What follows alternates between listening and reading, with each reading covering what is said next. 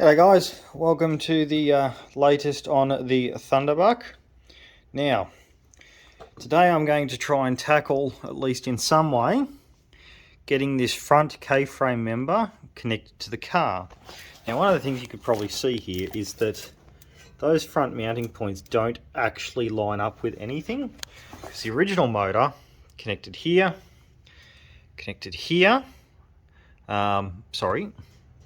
down in there, and I think there was one at the back, and there was a whole brace that went through the bottom at the front here, which I can't use now. So what I'm going to do is I'm going to measure up the distance between that chassis rail and that chassis rail and look into welding a whole new beam clean across the front here. Now, I've got my stock over there, lots and lots of it. So I will be cutting a section to the right length, sitting it in place. I may end up going and getting the welder and tacking it into place just to have a look at it, and then seeing when I lift the K-frame how much that lines up. So let's get started. Okay, so the first thing we've got to do is get our width, which is a load of shit in the way. Out of the way. Get here off this rail. Now, my distance from the inner edges of the chassis rail is 900 mil, or if I'm reading the inches side correctly, around 35.5 inches. Now, I would also want that to go around 50 mil on that side and 50 mil on that side. So I need a 1 meter length of pipe, which actually that's a nice round number, which, considering it's a metric car, and that works out, because what would that work out to in inches? 39 and just shy of half an inch, which wouldn't be great. I'm terrible at conversions. So yeah, 1000 mil I will cut this to. Okay, so I have my line here, which you may or may not be able to see on camera. So that's a meter, nice meter length, excusing the beer can. So now I'm just going to nip this bit in half, get myself a nice meter length. I think it'll work out to be about 1010, which is fine.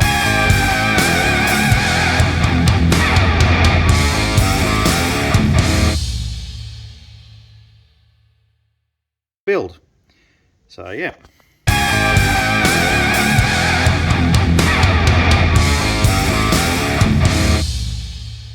Okay, so I've got this section cut now. Now, one of the things you probably noticed in the hyperlapse, I went and grabbed something to put under the cut.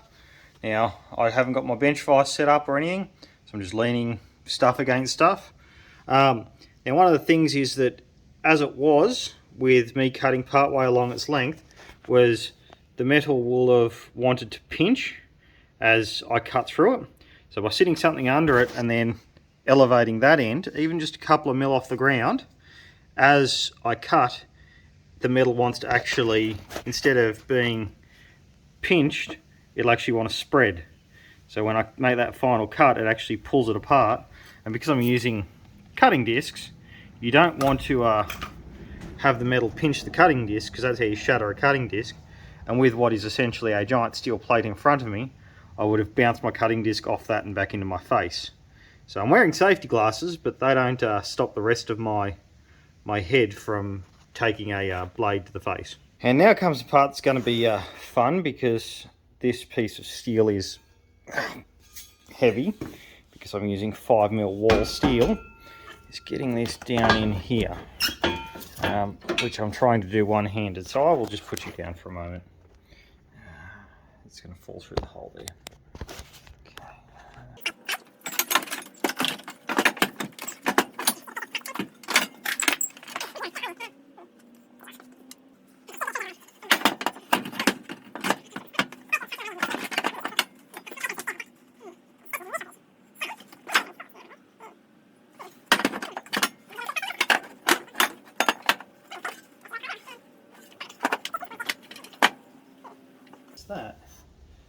that's the right distance. Okay, so I've managed to get it roughly where I want it. As you can see, the K-frame, get you out of the way, is still not perfectly in line. However, I think this is the best orientation for it to sit there, and it appears that with that in line, my K-frame is not straight at the moment, so I actually might be able to drag the K-frame forwards just a teeny bit and get that directly under there, and then all I'll have to deal with is the vertical distance, which I have the plate over there, and I should be able to make up some spaces and make an adapter plate down to the K-frame, which seems like what I'm going to do. So yeah, that is a quick update on how I believe I'm going to attach the front of the K-frame, and then I have to deal with the back, and the back may be a little bit more challenging. So yeah, but we're getting places. And also I need to de-loom this whole engine bay and piss off pretty much anything that doesn't fit. I may just keep the factory washer bottle there because it fits so nicely around that tower. But the factory brake booster is going to go because the van one is smaller. Wipers are probably going to stay if the van's brake booster doesn't interfere with them. But yeah, slowly getting there, and then yeah, de-loom all of the Malaysian wiring loom out of this thing, and it should be good. Righto, so we're at the next day, and I had some thinking about this last night as to how to hold this in place and exactly where I'd want it to be. Now this motor is currently sitting a fair chunk lower than it's supposed to be. Now I need a minimum of 100mm clearance from the ground, which I currently have, but it's still sitting really low, like at the point where if I'm sitting in it, it'll probably drop below the 100mm. So, which not really much way to test that until I can actually have it all bolted up. So there was two configurations I thought for this piece of bar. I can either have it this way, or I can spin it, because this is 75 this way and 50 high, or spin it the other way and make it 50 wide and 75 high. Now, having a look, I haven't actually got that far to come up. However, the driver's side, which is down there, probably needs to come my way a little bit, because there's really at the moment nowhere for me to weld a captive nut on the top there. It's a little bit wider. On the passenger side, look down there, it's pretty much the same story down there. Now that is also quite wide. Now I've got a couple of ways I can approach this.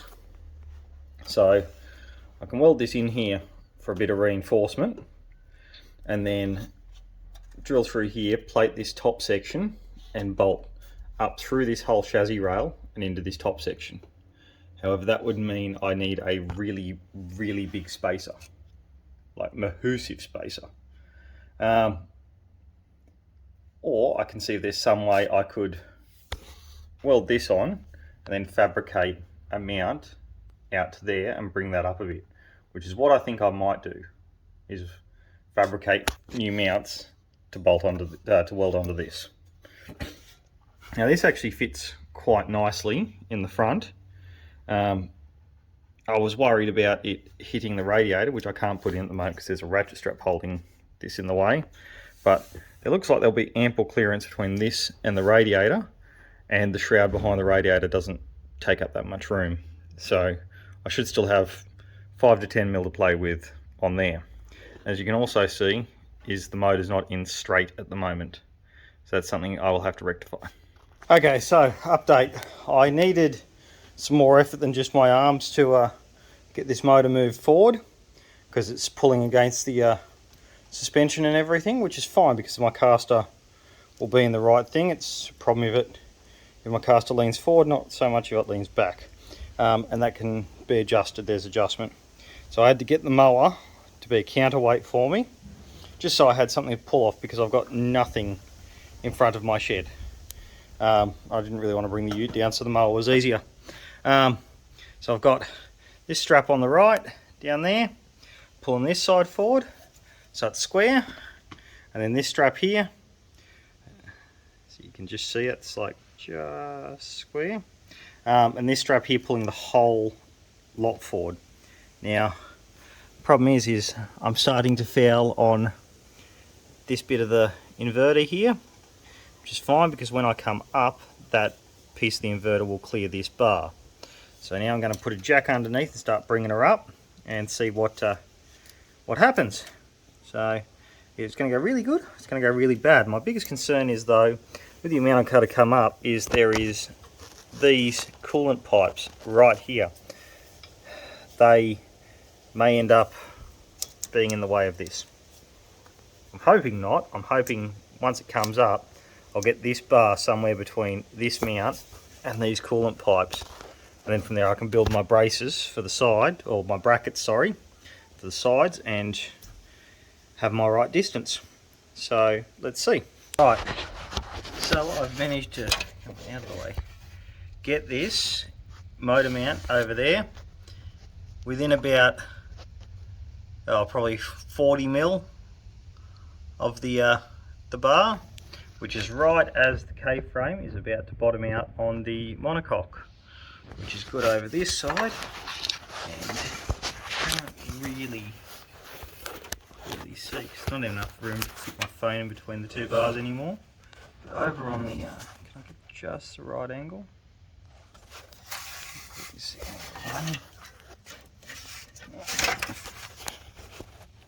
Over on the passenger side, she's looking about the same. As you can probably, I'll zoom in slightly there, probably see she's getting close right there. So overall I'm pretty happy with where this is. So I think if I make some 50mm risers, that should be more than good enough to use this bar. Now onto the other thing. There is absolutely no way that the stock bonnet is going to fit this car. The stock bonnet basically almost touched those strut towers, and I'm holding this level using the lines on the camera.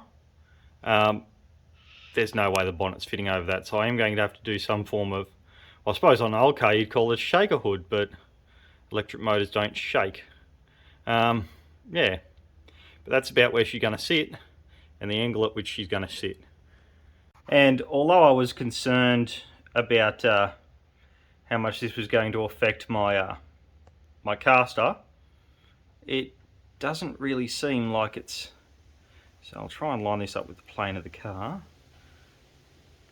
It's about with the bottom of that tail light. It's not really that big, like, at least in terms of it's probably just going to self-center a lot harsher, which is going to give me more steering feedback. You can actually see from this side here how close that actually lines up. So yeah, that's about where the new piece is going to go, and then I might weld a bit of a spacer block in there to bring that engine down slightly, make that parallel. That's not exactly parallel yet, but she's all super close. I can probably barely fit a piece of paper in there. Like there's just stuff all room. Probably, as I said, enough for a piece of paper, but she fits. Now I know a lot of you are probably saying, oh, we only saw you jack the front. That's fine. I did pop under occasionally to jack the back up, and she's basically at her limit onto that motor mount there. That rear motor mount basically touches the what used to be the exhaust tunnel. So yeah, that's where I'm at on getting her all in location. Now, you're probably not able to see. I wonder if I can get down here and get an angle. This hole does not, can I look, use the camera to look up through that? This hole does not line up with the hole at the top in the floor pan, which is unfortunate. Neither of these holes will line up. So what I'm going to need to do is make a bracket that goes from these two holes here, these two holes here, down and then slightly back to clamp to him. Anyways, I'll finish it with a top-down shot. So it's fitting fairly well into the engine bay now. As I said, I've got to clear all the Malaysian loom out. I've got to clear all the factory brake booster out. There is a clutch. Oh no, I've already taken that off. Clutch was there. So yeah, there's still a bit more stuff I need to clear out and make room for. Who knows, the van brake booster might not even fit. I might need to get something out of something else. But it's all fitting and I am super happy with that. Now just to lower this engine K-frame down, find out where the front mount's parallel and then go draw it up in CAD. So yeah.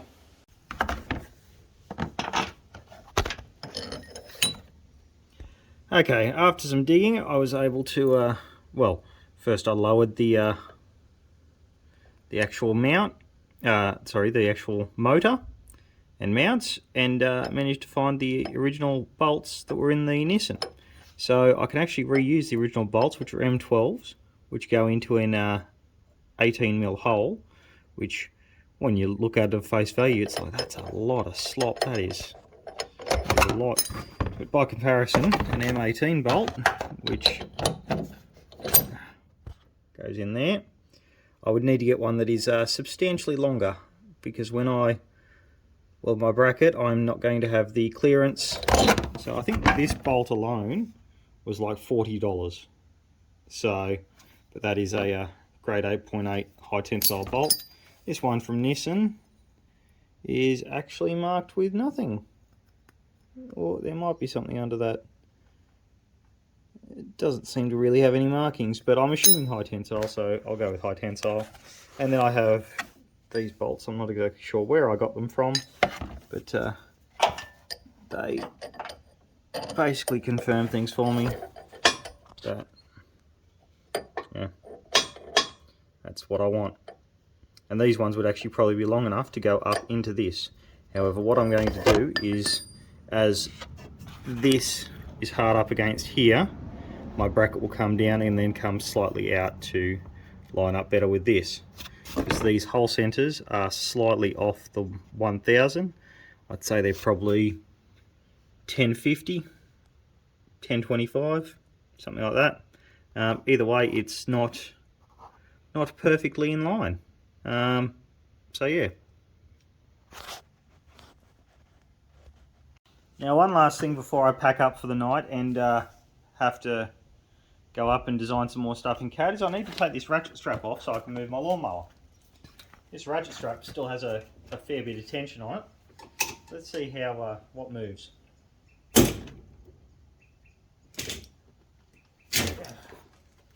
Well, to me it looks like nothing really moved. Let's have a look. Oh yeah, it all stayed in place. That's even better. Haha!